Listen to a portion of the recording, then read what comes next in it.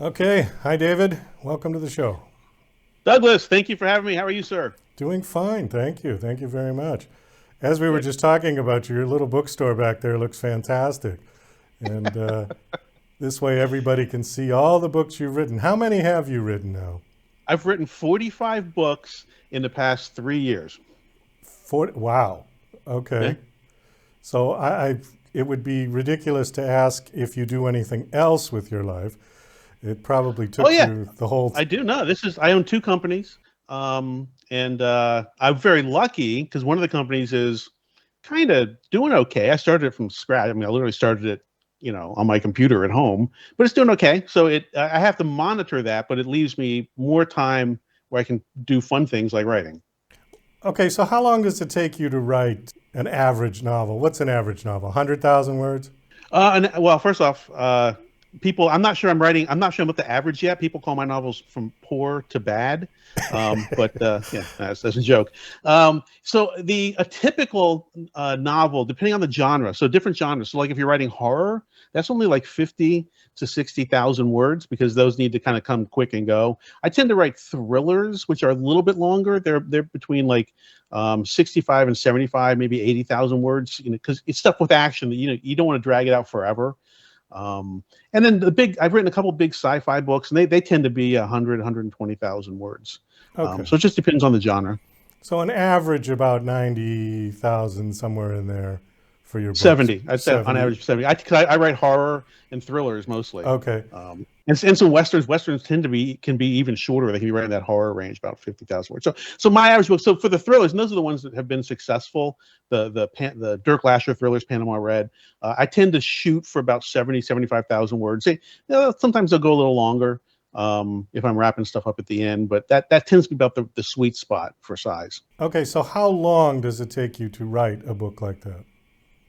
I have written books of that length as quickly as 5 or 6 weeks.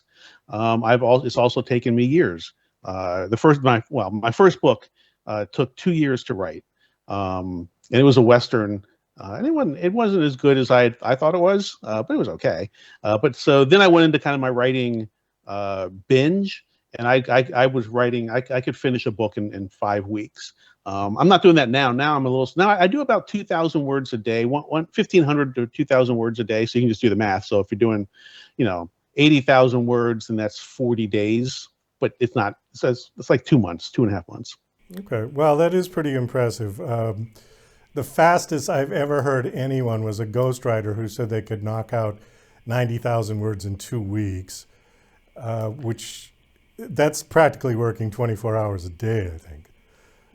Yeah, and I'm not. So the challenge for me is I can write a lot, but if I write too much, then my writing I say it goes flat. I don't know what the right word is, but it loses that creative spark. Now some folks would say that I don't have a creative spark when I write. I think I do, but so yeah, my best writing day was 6,000 words. And I've had days where I don't write anything, but every day, but those are really far and few between. If I don't write 1,000 words in a day, something is going on. Like we just went through Hurricane Ian. So on Friday, I didn't write 1,000 words. Oh, I felt bad about it, but yeah. you're in Florida? Oh yeah. Oh, how did you fare? We did okay. Nothing that we had to get the insurance company out for, which was great. I got to watch a 90-foot tall oak tree tip over at 2 in the morning in like 140-mile-an-hour winds, which the sight is impressive, but the sound is hard to understand. It's really bad. My business partner, he had four trees come down on his house. He's got 5 holes in his roof, and it's unlivable. So Oh, well, I got lucky. sorry to Yeah. hear that, but you do have obviously electric and internet at this point, so you didn't get I do. wiped I'm out. on a Yeah. generator. I'm on a little bit of a reclusive property, so we're prepared for, and where I live, the electricity it'll go out during the summer once a week if the wind blows. So it wasn't too different than that. Well, let's pivot over to the book, your latest book called Atlantis Solved. And the book is out now. The book is out. Actually came out in April, so it's been out. What is that? 6 months ish, just about 6 months. Okay. As we were talking about before we got on, Atlantis is not only a place, theoretically, but it's also kind of a concept that goes way back to the ancient Greeks. And explain the concept first and how it relates to the place, if you can. I like that. I like that when you broke that down, because it is a concept. So it might be more than one concept. So let's talk about the concept of Atlantis kind of in a historical framing, but then we also have the societal framing. Now, a lot of the societal framing is kind of things that people think might be cool that they're able to attach to Atlantis and get some traction on. I'm not on that side of things. So, for example, I don't sell Atlantis jewelry or crystals, or, I haven't been able to find the nuclear submarine. I don't think it was built by UFOs, that kind of stuff. Now, look, good people, and there's a whole industry built around that. I'm on this. My approach to Atlantis was that I'm a nerd. And I've always kind of, read the books and watched the shows for my whole life. I mean, going back to the 70s, just show you how old I am. And the shows always had kind of the same format, which is, and they still do today, which is the first half hour. If it's an hour-long show, the first half hour is this incredible setup. They tell you they figured it out. They give you the history. You're looking at them go to like Santorini and the Azore Islands and Spain and these beautiful places, and they're usually decent-looking people, and they get in swimsuits and they go in the water and all that stuff. That's the first half. And the second half is, but we don't really know where it is, but we got a great travel vacation out of it. It could be one of these places. Maybe we'll look more. So I didn't want to take that approach. I thought, if it's real, let's see if we can find it for real. Let's push all that speculation away. We're going to call them secondary sources. I have an academic background. I was in, I have a non-academic background. I was in the military. I was what they call a special agent, a counterintelligence agent. So I arrested Noriega. I was confiscating DC-9s full of cocaine flying through Honduras up from Colombia into Texas. I was in the first Gulf War. I did all kinds of cool stuff. So I studied what they call battlefield counterintelligence, which is the ability to look at large things and associate non-large things with them. So, for example, if all the families go and buy baby formula at the 7-Eleven the night before troops deploy, I don't need to try and figure out the troops are deploying. I just need to find out when they're buying baby formula. That kind of stuff. So, the ability to put things together. So I have that. And then I have a doctorate in engineering. I've got like 3 master's degrees. And since I'm a nerd, I'd already read Plato. I'd read all the ancient Greek literature, well, not all of it, but a lot of the mainstream, the high notes of it. Herodotus's The Histories. I've read the different plays, the Wasp and the Clouds and all that stuff. So I knew about it. And then I had listened to all the Doug Coleman podcasts I could. I mean, I just drink in your stuff, but I had run out of it. I mean, you can only listen to these things, 14, 18 times before, you want to move on to the next one. And it was one night, and I'm an old guy, I can't sleep. So YouTube offered me this channel called Bright Insight with this guy named Jimmy Corsetti. And he said he had found Atlantis. And the video was actually from 2018. And this was just a year ago. So it was, I'm coming to the party late. And I watched it. And it wasn't near the production quality of your stuff, but it was okay. And I was like, yeah, I think this dude found it. I think this is it. So I got all excited. And then I used all of my training, my education, whatever. And I put a research plan together, which was to take it literally.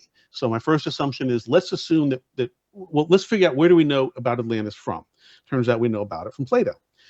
Do we know about Atlantis from anywhere else? No, not reliably, although I knew that wasn't enough.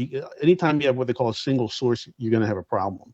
So I decided that I needed to find other primary sources, and the primary source is different than what they call a secondary source in education.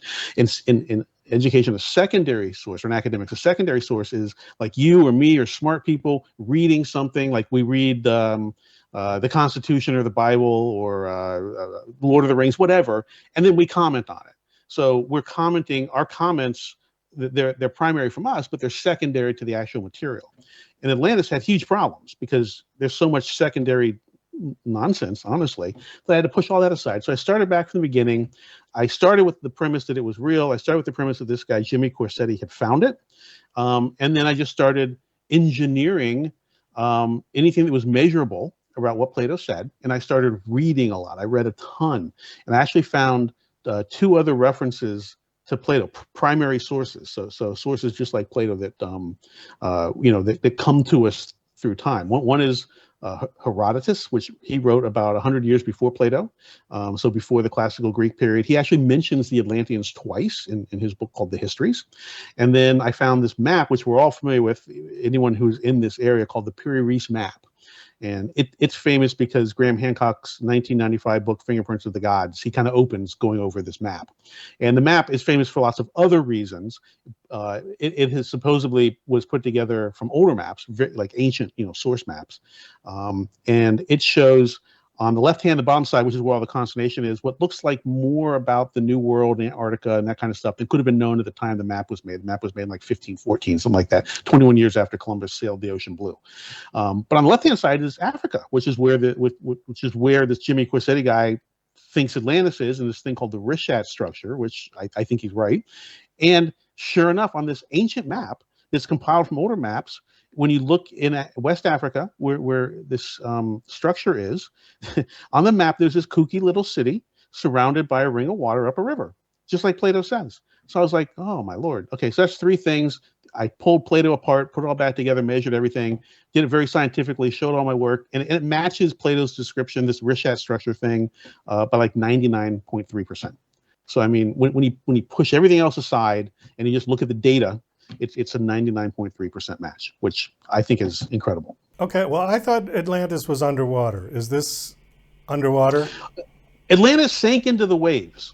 So this is one of our challenges. I mentioned there's challenges with Atlantis. So the big problem we have is that it's beaten to death, and B, all of us, even me, and I still struggle with this, we have been provided so much gobbledygook, misinformation, if you want to use a modern term, or just nonsense, that it's hard to know what Plato really said. We're also dealing with, Plato wrote in ancient Greek, and we're dealing with a translation into English. What he actually says is something along the lines of, in a day and a night, the capital city of Atlantis sank beneath the waves, I think is how it's translated. So we were talking about this Rishat structure, which is in Mauritania, which is in West Africa, currently the Sahara Desert. And it actually shows signs of being hit by a tsunami. And you can see the water basically coming in. It's supposedly a volcanic dome. So you dump, 7 billion tons of seawater into a volcano, bad things are going to happen. And it explains how it could actually happen in a day and a night, because we've lived through tsunamis in our lifetime. In fact, Douglas, in our lifetime, in my lifetime, the tallest recorded tsunami has been 1,700 feet high, which would be more than enough to reach this inland location in the Western Sahara. Now, the other thing we have to look at is the time period, because Plato tells us this happened in 9600 BCE. And I know we don't have a lot more time, but I could go over how we get to that date. It's a valid date. It's also a very important date, because it corresponds directly to the end of the last ice age and known cataclysms that happened exactly at 9600 BCE. At the end of the last ice age, this part of West Africa was a tropical plain. It was very fertile. It rained all the time. It wasn't the Sahara Desert. It was like Florida, where I live. And Plato tells us that's what the climate of Atlantis was like, and we find that in this time period at this location. We've got just about a minute left, and I think it's very interesting that Plato could know that someplace like that existed.